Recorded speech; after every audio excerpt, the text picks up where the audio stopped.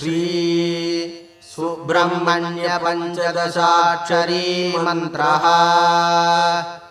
ओम अस्य श्री सुब्रह्मण्य पंचदशाक्षरी महामन्त्रस्य ब्रह्मा ऋषिः गायत्री छन्दः श्री सुब्रह्मण्यो देवता। ओम श्रीं ह्रीं क्लीं इति बीजं शरवण भव इति शक्तिः। ऐं ईं नं लं सौः इति कीलकं श्री सुब्रह्मण्य प्रसाद सिद्ध्यर्थे जपे विनियोगः।